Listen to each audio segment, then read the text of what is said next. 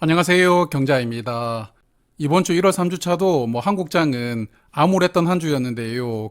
그나마 그래도 금요일에 조금 반등이 나오면서 약간의 희망을 가져볼 수 있었던 한 주가 아니었나 생각됩니다. 자, 먼저 이번 주에 발표를 한 주요 지표들부터 체크를 해볼 텐데요. 목요일에 발표된 미국 소매 판매 지수는 전월 대비 0.6%가 상승했습니다. 예상치가 전월보다 0.4% 상승이었는데 예상치보다 상회하였거든요. 그래서 미국 경제는 여전히 탄탄하다는 악재 아닌 악재가 일단 나왔습니다. 그리고 이번 주도 연준 위원들이 인터뷰를 할 때마다 금리 인하 너무 빨리 시작하지 않을 것이다. 이런 뉘앙스의 발언을 계속 반복을 했습니다. 그래서 패드워치에 따르면 원래 3월에 금리가 25bp 인하될 가능성이 80%까지 갔었거든요. 하지만 경제가 계속 좋다는 지표들이 계속 발표가 되고 있고, 또한 연준 위원들 발언 때문에 금리 인하 전망치가 점점 축소가 되고 있습니다. 그래도 아직까지는 3월에 금리 인하 전망치가 약간 더 많기는 한데요. 어쨌든 이런 전망치는 점점 축소가 되고 있습니다. 그리고 이번 주에 국채 금리가 많이 올라왔습니다. 저번 주 4%를 약간 넘겼던 미국 국채 10년물 금리가 이번 주에는 4.1% 이상까지 올라왔고요. 그리고 이번 주 달러 인덱스도 정말 많이 올라왔는데요. 미국 달러가 이번 주에 거의 1350원까지 상승했다가 금요일에는 그래도 달러가 1330원대로 마감이 되었는데요. 이게 일주일 만에 달러가 한 30원 정도 상승한 것이 아닌가 싶습니다. 자, 그리고 이번 주 목요일에는 유로존 CPI 지수도 발표가 되었는데요. 작년 12월에는 2.4%까지 내려갔지만 다시 1월에는 0.5%가 상승하면서 전년 대비 유럽 물가는 2.9%가 상승하였습니다. 그래서 유럽이 물가가 빠르게 하락하고 있었는데 이런 하락세가 한번 제동이 걸렸고요. 그러다 보니까 유럽도 금리를 빨리 내리지 않겠다는 발언들이 많았습니다.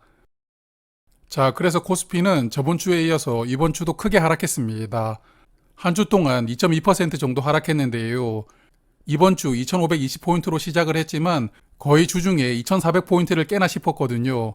하지만 2400포인트를 무너뜨리지는 않고 그래도 금요일에 반등이 나왔습니다. 특히나 금요일에는 반도체 종목들이 큰 반등이 나왔는데요. 삼성전자가 4% 정도 올라갔는데 여하튼 대형 종목들이 조금 끌어주고 있으니까 다음 주에는 시장 전반적으로 종목들 반등이 나오길 바라봅니다. 자, 그러면 서로는 여기까지 하고요. 이제 저의 ISA 계좌 보겠습니다. 저번 주에는 매매를 하지 않았지만 이번 주에 매매를 조금 했는데요. 먼저 삼성화재 우선주를 본절을 했습니다. 거의 본전 가격에 매도를 했는데요. 그리고 삼성화재 우선주 매도하고 나서 하나금융지주를 매수를 했는데요. 두 종목에 대해서는 잠시 후에 말씀을 드리도록 하고요. 그리고 JR글로벌리츠가 이번 주에 주가가 더 떨어져서 4,045원에 100주를 매수를 했고 현대차 UOB도 10만 8천원까지 내려갔거든요. 그래서 그날 종가였던 10만 8,600원에 10주를 매수하였습니다. 자, 삼성화재 우선주를 작년 가을에 투자를 하기 시작했으니까 4개월 정도 보유를 했는데요. 배당금을 받지도 않았는데 본절을 한 이유는 이런 뉴스를 보았기 때문입니다. 이번 주 목요일에 나온 뉴스였는데 금감원에서 보험사들을 불러가지고 역대급 실적이 나왔지만 과도한 성과급 그리고 배당에 유의하라는 멘트가 나왔습니다. 이런 멘트가 은행주들은 익숙한 멘트이지만 보험사들은 그동안에 크게 관여를 하지 않았거든요. 하지만 이제는 보험사들도 관여하는 것인가 싶어가지고 그냥 주가가 본전 이하까지 내려오길래 그냥 본전 가격에 매도를 하였습니다. 그리고 정부에게 늘 시달리고 있는 은행주 하나금융지주를 매수를 했는데요. 사실 은행주들이라고 지금 상황이 좋지는 않습니다.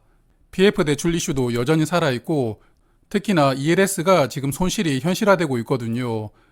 홍콩 ELS 관련해서 판매한 금액이 총 8조 원이라고 하는데 4조 원을 국민은행이 팔았다고 하고요. 하나은행도 약 4천억 원 정도 팔았다고 하더라고요. 그래서 이런 손실에 대한 보상을 은행들이 해줘야 된다면 아마도 은행주들 주가에 영향도 있겠지만 배당 금액에 영향을 줄 수도 있다고 생각합니다. 그래도 이런 악재들이 그동안에 주가에 많이 선반영되었다고 생각을 하거든요. 하나금융지주만 하더라도 주가가 3개월 전에는 44,600원까지 상승했지만 지금 41,200원이니까요. 그동안에 주가가 약 7% 정도 하락했습니다. 그래서 제가 지난번에 한번 말씀을 드렸지만 41,000원 이하에서는 매수를 해보고 싶다고 생각을 했었는데요. 41,050원에 100주를 매수를 했고 이후에도 500원 단위로 주가가 빠진다면 추가 매수를 해볼 생각입니다. 자, 그래서 계좌 잔고를 간단하게 체크를 하면 현대차 이후비 저번 주보다 주가가 약간 하락했고요. SK텔레콤은 저번 주와 큰 차이는 없었던 것 같습니다. 그리고 국채금리가 올라가다 보니까 리츠 종목들 주가가 이번 주에 조금 하락했는데요. 이번 주에 추가 100주를 매수했던 JR글로벌 리츠만 잠깐 말씀을 드리도록 하고요.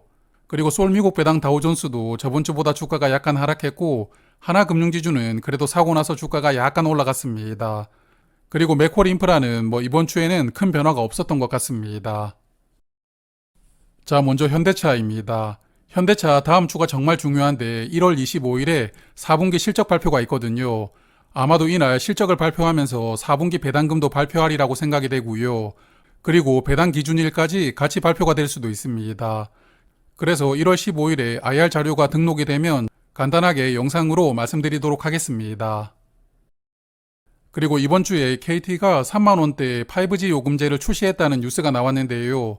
아마 조만간에 SK텔레콤과 LG유플러스도 출시하리라고 생각됩니다. 작년 한 해 동안 정부가 꾸준하게 괴롭혔는데요.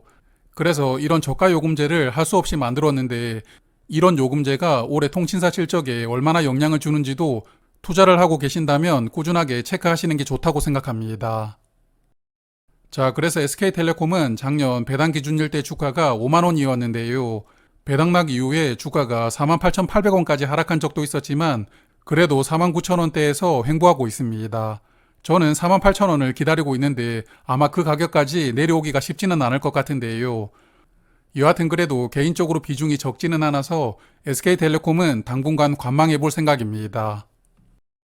그리고 마지막으로 JR글로벌 리츠도 배당락을 잠깐 회복을 했었지만 다시 주가는 4,045원까지 하락했는데요. 제가 이번 주에 매수를 했던 가격이 4,045원이거든요. 그래서 향후에 주가가 4,000원 이하로 또 빠진다면 그때 다시 100주 단위로 추가 매수를 해볼 계획입니다. 자, 그러면 ISA 계좌는 여기까지 보고요. 해외 주식 계좌 간단하게 체크를 하겠습니다. JPQ와 JPI를 각각 반씩 보유를 하고 있는데요. 당분간 배당 재투자 외에는 추가 매수를 할 계획이 없기 때문에 이번 주도 보유 수량은 변함은 없습니다. 한 주 동안 주가를 보면 JPI는 저번 주와 비슷했던 것 같고요. 나스닥 영향을 많이 받는 JPQ는 그래도 저번 주 대비 1% 정도 주가가 상승한 것 같은데요. 여하튼 이 두 종목은 제가 배당금 때문에 보유를 하고 있는 것이기 때문에 주가가 더 올라간다면 당연히 기분은 좋겠지만 혹시나 평단가 이하로 주가가 빠진다면 그 종목은 추가 매수도 생각을 하고 있는데 여하튼 달러 가격을 조금 확인하면서 결정해 볼 생각입니다. 자, 그리고 다음 주 중요한 지표는 25일 목요일에 유로존 기준금리가 발표됩니다. JR글로벌 리츠처럼 유럽 관련된 종목이라면 꾸준하게 체크를 하실 필요가 있고요. 그리고 다음 주 금요일인 26일에는 미국 개인 지출인 PCE 지수가 발표가 되는데요. 연준이 이 지표를 가장 적극적으로 참고를 한다고 하니까요. 2월 1일에 미국 기준금리가 결정이 될 텐데 아마도 이 지표가 영향을 크게 주지 않을까 생각됩니다. 자, 그러면 오늘은 여기에서 인사를 드리고요. 다음 주에는 또 날씨가 추워진다고 합니다. 감기 조심하시고요. 저는 다음 주 주말에 또 인사드리겠습니다. 고맙습니다.